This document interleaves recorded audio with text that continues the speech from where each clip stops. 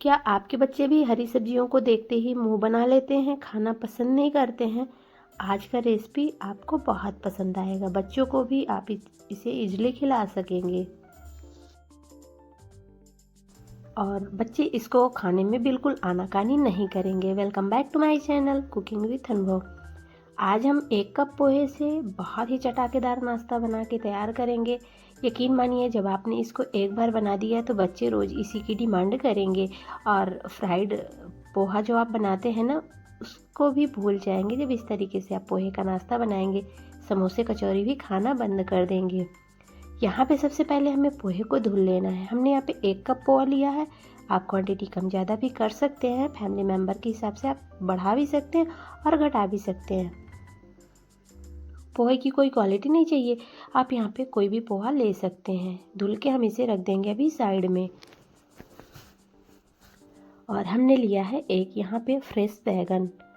तो बैगन, बहुत लोगों को बैगन की सब्ज़ी नहीं पसंद होती है, लेकिन चोखा बहुत पसंद आता है। तो इस तरीके से बैगन का नाश्ता भी आप बना सकते हैं। यहाँ पे हमें स्लाइस में कट कर लेना है बैगन को, छोटे पतले पतले, बहुत ज़्यादा मोटे नहीं रखना है, इसे हमें पतले में ही कट कर लेना है।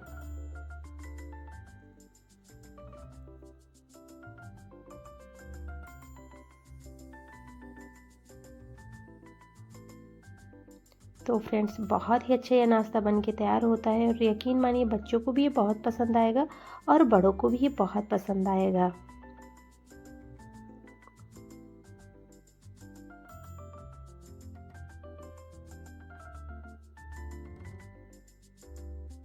बैगन में बीज नहीं होने चाहिए, बिल्कुल फ्रेश बैगन लिया है हमने। यहाँ पे जो छोटा वाला बैगन होता है ना, उसमें ज़्यादा बीज नहीं रहते। इसी में बड़े साइज़ के जो आते हैं उसमें थोड़े बीज रहते हैं और सर्दियों में बहुत फ्रेश बैगन भी मिलते हैं, ज़्यादा कीड़े वगैरह नहीं लगे रहते हैं। तो इस तरीके से हम बैगन को काट लिए हैं। अब इन्हें हम धुल लेंगे। थोड़ा सा हल्दी वाले पानी में भी आप डाल सकते हैं, अगर टाइम लग रहा है तो थोड़ा सा पानी में हल्दी डाल के तब डालें, नहीं तो बैगन काले हो जाएंगे। लेकिन मैंने तुरंत से ही बनाया था तो इनको मैंने सिंपल पानी में ही डाल दिया था। अब यहाँ पे देखिए, जब तक हमने बैगन कट किया तब तक हमारे ये पोहा भी रेडी हो गए हैं। देखिए कितने अच्छे से मैश कर रहे हैं। तो चलिए अब यहाँ पे हम कुछ चीज़ें ऐड करेंगे। सबसे पहले हम लोग डाइजेशन के लिए अजवाइन यहाँ पे डाल देते हैं। अगर आपको नहीं पसंद है आप यहाँ पे कलौंजी भी डाल सकते हैं, लेकिन अजवाइन ज़रूर डालिएगा, डाइजेशन में हेल्प करता है, टेस्ट भी इन्हेंस होता है। अब यहाँ पे कुछ वेजेस डालेंगे, जो कि हमने थोड़ा ही नाश्ता बनाना है तो थोड़ा हम सब्जियों को भी ले रहे हैं। प्याज, पत्ता गोभी, गाजर, हरी मटर, जो जो सब्जियाँ आपके पास हैं आप यहाँ पे सारी सब्जियाँ डाल सकते हैं। मैंने यहाँ पे थोड़ा सा शिमला मिर्च भी ले लिया है।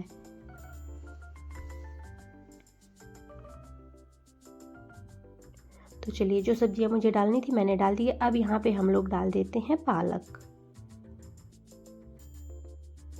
तो वैसे तो बच्चे पालक वगैरह खाते नहीं हैं, इस तरीके से आप बच्चों को खिला सकते हैं, इसलिए खा लेंगे, उनको पता भी नहीं चलेगा कि हमने उनको ढेर सारी हरी सब्जियां खिला दी हैं। और सबके घरों में बच्चों का वही हाल होता है, बच्चों को हरी सब्जियां बिल्कुल नहीं पसंद आती, केवल उनको आलू की सब्जी ही पसंद आती है।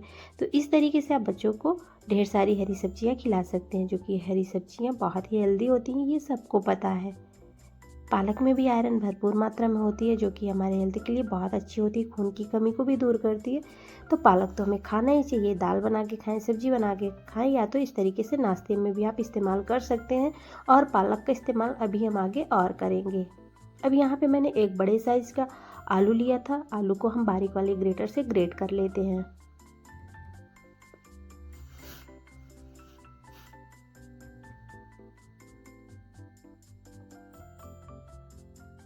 तो चलिए फ्रेंड्स, यहाँ पे कुछ स्पाइसेस भी ऐड कर देते हैं अपने टेस्ट के अकॉर्डिंग। आप यहाँ पे चीज़ों को डालिएगा, जो चीज़ें आपको पसंद है वही डालिएगा। हमने यहाँ पे चाट मसाला डाल दिया है, पाव भाजी मसाला डाल दिया और नमक डाल दिया है।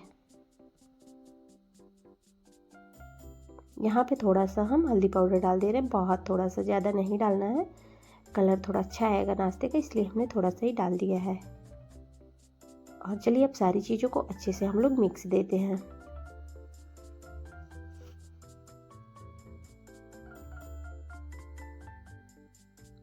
तो यहाँ पे जो हमने पोहा लिया है, जिसे हम लोग चिवड़ा बोलते हैं, ये पोहा हम लोग जैसे फ्राई करके पोहा खाते हैं ना, वही पोहा है, थोड़ा मोटा रहता है। अच्छे से मैश कर देना है। अगर आप पेपर पोहा ले रहे हैं तो वो तो बहुत जल्दी सॉफ्ट हो जाता है। अब यहाँ पे हम 3 से 4 चम्मच के लगभग बेसन का ऐड कर रहे हैं। बेसन ज़रूर डालिएगा, बाइंडिंग भी अच्छी आती है और खाने में हमारा नाश्ता भी बहुत अच्छा लगता है। तो चलिए इसे हमें अच्छे से मैश कर देना है। सारी चीज़ों को हमने अच्छे से मैश कर दिया है। अब यहाँ पे देख सकते हैं अच्छे से इसमें बाइंडिंग आ गई है, इस तरीके से देखिए। तो अब हम नेक्स्ट प्रोसेस भी देख लेते हैं। अब हमें यहाँ पे लेना है गेहूं का आटा। नॉर्मल सा सबके घरों में रहता है। मैंने यहाँ पे छोटी बाउल से 1 बाउल ले लिया है। अब फिर से हम यहाँ पे डाल दे रहे हैं ढेर सारे पालक। तो मैंने पहले भी बताया था कि पालक का हम इस्तेमाल इस नाश्ते में ज़्यादा ही करने वाले हैं। अब यहाँ पे हम नमक डाल देते हैं, थोड़ा सा कलौंजी डाल देते हैं। यहाँ पे भी आप अजवाइन ही डाल सकते हैं, थोड़ी सी चिली फ्लेक्स डाल देंगे।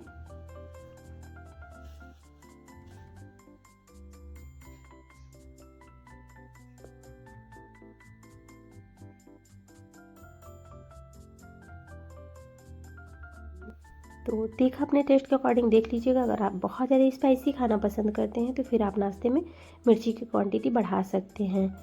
और अब हम यहाँ पे थोड़ा सा हल्दी पाउडर डालने के बाद पानी डाल के इसकी स्लरी बना के रेडी करते हैं। तो फ्रेंड्स, बच्चों के टिफ़िन के लिए भी यह नाश्ता दे सकते हैं, मेहमानों को भी दे सकते हैं। और चाय के साथ अगर कुछ खाने का चटपटा मन कर रहा है तो आप बना सकते हैं। और इस नाश्ते को बना के आप स्टोर कर सकते हैं, जब भी खाने का मन करे तुरंत से आप इसको खा सकते हैं।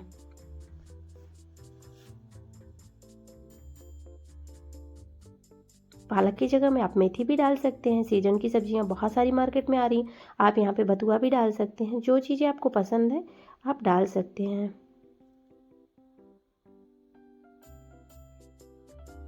तो चलिए इधर पे हम थोड़ी सी थिक रखेंगे स्लरी को। स्लरी भी हमारी बन के रेडी हो गई है।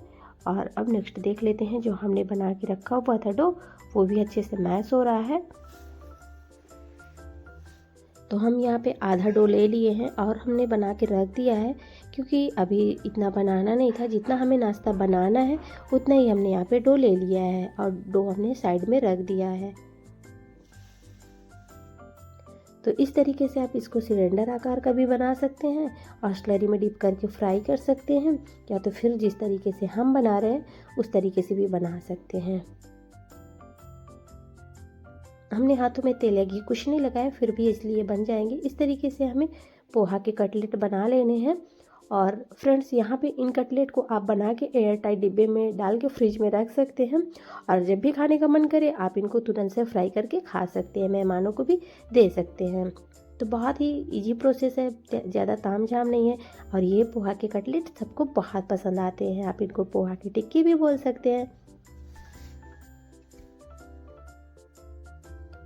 तो चलिए फ्रेंड्स, जो हमने स्लरी बना के रखी हुई थी उसमें हम वाइट वाला तिल डाल देते हैं। तिल का क्रंच नाश्ते में बहुत अच्छा लगता है और सर्दियों में तो तिल हमें खाने ही चाहिए।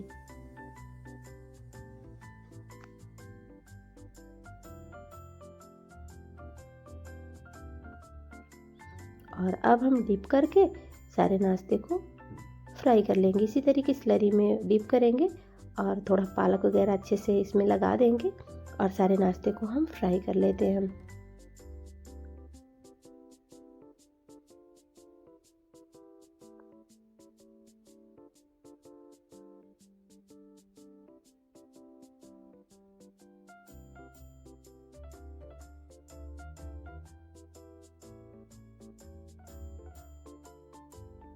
तो जितने हमें टिक्कियाँ डालना है उतना हम डाल देते हैं।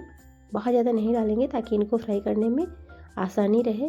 और उलट पुलट करते हुए हम दोनों तरफ से क्रिस्प होने तक इनको फ्राई कर लेते हैं। तो फ्रेंड्स, आज की रेसिपी आपको कैसी लगी कमेंट में ज़रूर बताइएगा। और यहाँ पे देखिए थोड़ा सा मैंने इनको छोड़ दिया था, दूसरा काम करने लग गई थी, तो थोड़े से एक तरफ से ज़्यादा डार्क हो गए हैं। तो इस तरीके से हम इनको गोल्डन ब्राउन होने तक फ्राई कर लेना है। बहुत ज़्यादा इनको हमें डार्क नहीं करना है। और ये देखिए हमारी पोहा की टिक्कियाँ बहुत अच्छी बनी हुई थी। इस तरीके से सेकेंड बैच का भी हम लोग फ्राई कर लेते हैं। और अभी आप सोच रहे होंगे कि जो बैगन मैंने कट किया था वो क्या होंगे, उनका भी इस्तेमाल हम आके करने वाले हैं। आप इनको हाफ डन करके थोड़ा थोड़ा सा तेल में गरम करके फिर भी आप इनको निकाल सकते हैं, और जब खाने का मन करे तो फिर आप इनको दोबारा से फ्राई करके खा सकते हैं।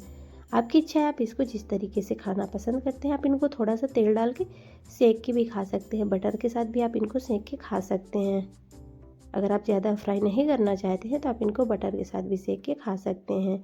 और यहाँ पे ये देखिए, मैंने बैगन के भी पकौड़े इस तरीके से बनाए थे, तो चलिए दिखा देते हैं। तो फ्रेंड्स, हमने पोहे के बनाने के बाद जो स्लरी हमारी बची हुई थी उसी में हम लोग बैगन के बना लेते हैं, और हमें उसमें कुछ ऐड नहीं करना है। आप इसमें आलू भी फ्राई कर सकते हैं स्लरी में डिप करके। इस तरीके से हमें स्लरी में डिप करना है और बैगन के पकौड़े भी बना लेने हैं। ये बैगन के पकौड़े मैंने बहुत दिनों बाद बनाए थे, तो मेरे घर में सब लोग बोल रहे थे कि भूल गई थी क्या बनाना है। तो बैगन तो घर पे आते ही रहते, लेकिन याद नहीं रहता इस तरीके से बनाना। बहुत दिन हो गए थे, मुझे तो 3 से 4 महीने हो गए थे बैगन के पकौड़े मैंने नहीं बनाए थे। तो जब आज मैंने बनाया तो ये सबको बहुत पसंद आए, और यकीन मानिए फ्रेंड्स, ये अच्छे भी बहुत लग रहे थे खाने में। और बैगन के पकौड़े गर्मा गर्म चाय के साथ मिल जाए तो फिर क्या कहना, बहुत अच्छे लगते हैं। तो एक बार इस तरीके से ज़रूर ट्राई करिएगा। आप केवल बैगन के ही पकौड़े बना सकते हैं। तो आप स्लरी में डिप करके इस तरीके से सारे को हम फ्राई कर लेंगे। बैगन के पकौड़े हमें मीडियम आंच पे ही फ्राई करने हैं, बहुत ज़्यादा हाई नहीं करना है, नहीं तो बैगन हमारे कच्चे रह जाएंगे। मीडियम आंच पे, बहुत ज़्यादा लो नहीं करेंगे, बहुत ज़्यादा हाई नहीं करेंगे। और इस तरीके से सारे हम बैगन के भी पकौड़े बना लेते हैं। तो इस टाइम पे जो बैगन मिलते हैं उनमें बीज नहीं रहते हैं, तो पकौड़े बहुत अच्छे लगते हैं। तो देखिए, सुनहरे कलर के हो गए हैं पकौड़े हमारे। अब इनको हम लोग निकाल लेते हैं।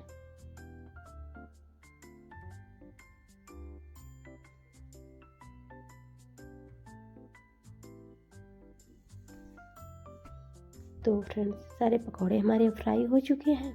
अब चलिए हम पकौड़ों को सर्व कर लेते हैं।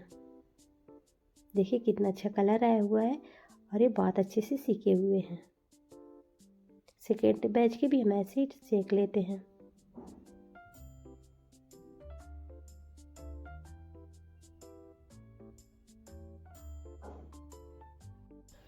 तो फाइनली हमारे दोनों तरह के पकौड़े बनके तैयार हो गए हैं। हमने यहाँ पोहा बेसन का भी पकौड़ा बना के रेडी कर लिया है, पोहा की टिक्की के हैं, पोहा के कटलेट के हैं, और ये हमारे बैगन के करारे कुरकुरे पकौड़े बनके तैयार हो गए हैं। तो जब भी कुछ चटपटा खाने का मन करे, झटपट से आप इनको बना सकते हैं। ना तो कुछ भिगोना, ना तो कुछ पीसना, झटपट से पानी में घोलो और बना लो, ऐसा नाश्ता है ये। तो देखिए कितने ये क्रिस्प बने हुए हैं।